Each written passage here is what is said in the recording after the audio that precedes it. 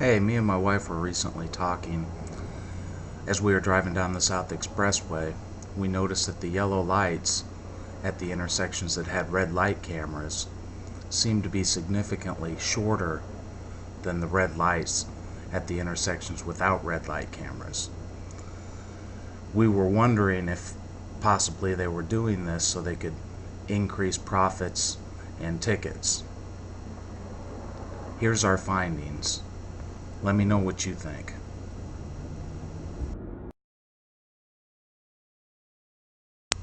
This is 23rd Ave, South Expressway. No red light camera at this intersection, and as you can see, 4.77 seconds is the time.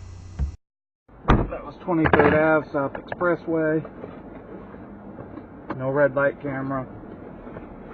Looked like about a 4.5 second yellow light. We'll see when I put the timer to it.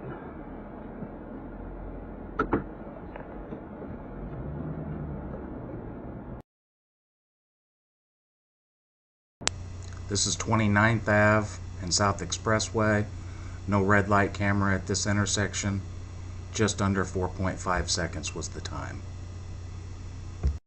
See, that was almost 5 seconds.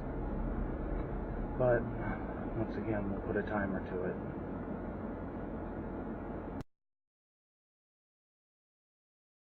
'30th Ave and South Expressway. This intersection does have a red light camera. 3.48 seconds was the time. As you can see, that yellow light was much shorter. I'm going to guess right around 3 seconds.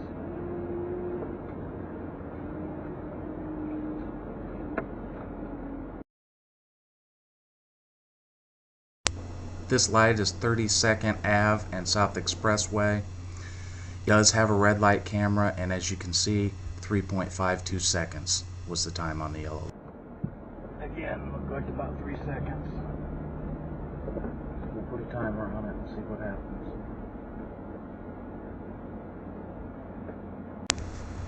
One thing I wanted to mention is that these 4 stoplights are all on the South Expressway. The speed limit is 35 miles an hour for all of them. So I really can't think of a reason why there should be such a disparity in yellow light times, being the only difference that there's a red light camera there generating revenue for the city.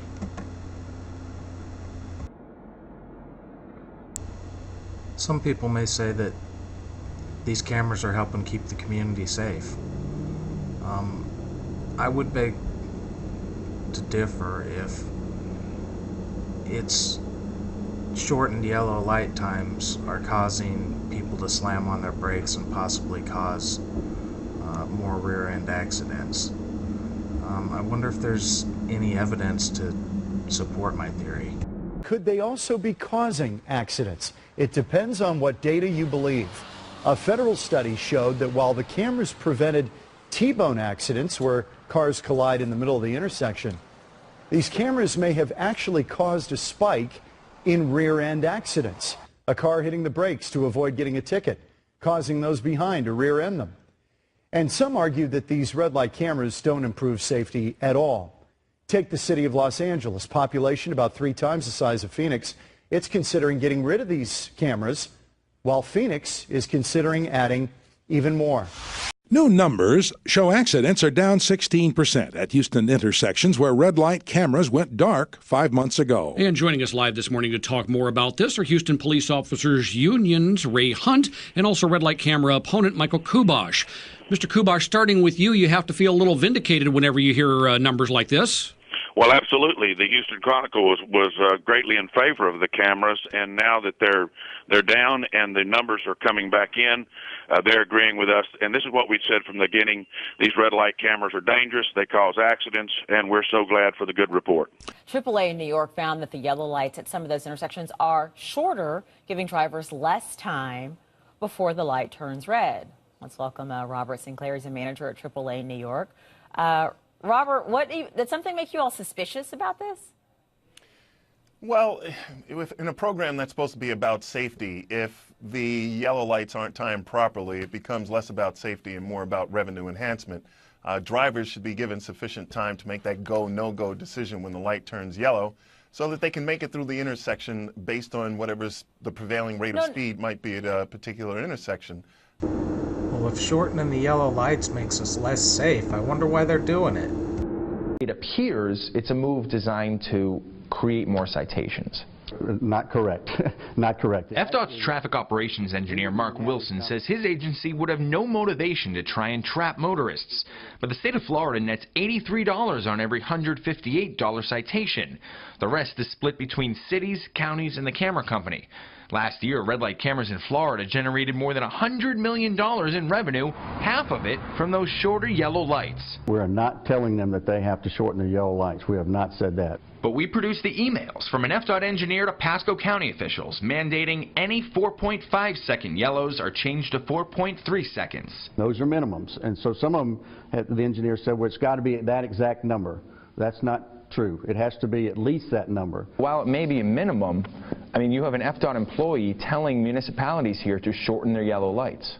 And he did that based on his understanding at the time. Red light cameras are a for-profit business between cities and camera companies and sometimes the state, as in Florida. James Walker's with the nonprofit National Motorists Association. He says Florida is issuing thousands of tickets a day to people who simply roll through right turns or just run out of time going straight. I think it's totally about money. I think it's immoral. You're basically punishing safe drivers with deliberately improper engineering. Walker says longer yellow lights would make things safer. He says adding just a half second to yellow intervals would give well-intended drivers more time to stop. Local cities in the state are also ignoring federal guidelines that suggest adding an extra half second above the minimum whenever a lot of trucks or elderly drivers are present. US 19 has lots of both. And we found other red light camera intersections with problems too. In Tampa, the yellow lights at Hillsborough in Nebraska and 50th at Adamo both change faster than the state allows. In Valrico, Hillsborough County improperly shortened the yellows on Bell Shoals Road. And both St. Pete and Oldsmar learned that they were issuing citations for $158 a pop at intersections where the yellow intervals were too short. They've since fixed the timings, but victims of the short yellows were never notified and never refunded their money. When Oldsmar lengthened the yellow light at Tampa Road and State Street, tickets plummeted by 90%. I don't think our citizens should be penalized for yellow lights that have been artificially reduced. State Senator Jeff Brand here tonight with us, the Phoenix official pushing for more of the cameras, Kerry Wilcoxon. Kerry, the idea that this is about revenue, that is the big question mark. And we find even the LA Times investigating this in 2008 found that the majority of money made from these red light cameras wasn't from people breaching the intersection, you know, in a collision kind of mode, but a rolling right turn, which seems kind of benign to a lot of people. Sure. Yeah, Phoenix doesn't ticket people for rolling rights, as you said, and in fact, all of the citations that are issued from Phoenix red light cameras have to be reviewed first by a uniformed officer prior to a ticket being issued. So there is some human judgment involved, but the city itself doesn't use red light cameras as a way to generate revenue. In fact, up until recently, the program was a net money loser. That's funny. The mayor in Houston didn't mince any words about why she was sad to see the cameras go. It is a harsh reality less popular with Mayor Anise Parker, who not only campaigned to keep the cameras, but now must also find a way to compensate for the $7 to $10 million a year the cameras pumped into the Houston Police Department. The money that was generated by the red light cameras went into overtime traffic enforcement. So it may have an impact on our ability to do traffic enforcement citywide. I would like to thank everybody for watching. Please drive safe. That is, the end goal is safety. So keep in mind how short those yellow lights are at red light intersections.